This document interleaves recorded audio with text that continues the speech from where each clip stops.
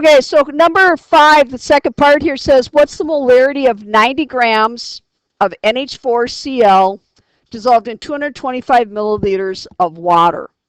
So molarity, it's on your sheet. It's not, it's not something you have to memorize. Molarity is calculated by moles per liter. And the moles refers to the solute. And the liters, you can think of as being solvent or solution. And the way you'll see it written both ways, sometimes they'll say a liter of solvent or a liter of solution, is because when you add salt to water, it doesn't significantly change the volume. You can put a lot of salt in water and still see virtually no change in volume. Because where's the salt going? It's going to the empty spaces between the water molecules. Okay? The volume of a sponge, well, assuming it was wet to begin with, but a volume of a sponge doesn't change as it soaks up water. It just holds the water in its empty pores. So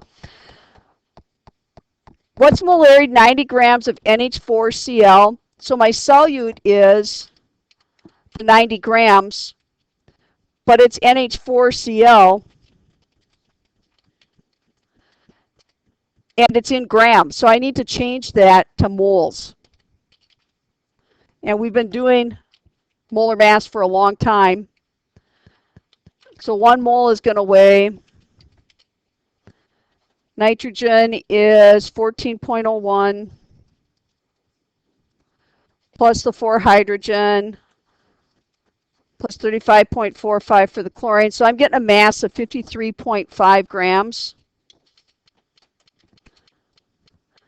So that means I have not quite 2 moles of solute, 1.68 moles.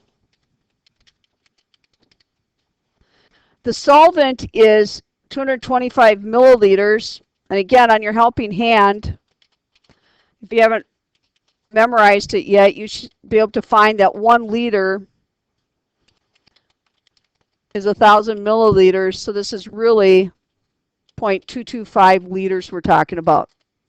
So the molarity, my capital M, is going to be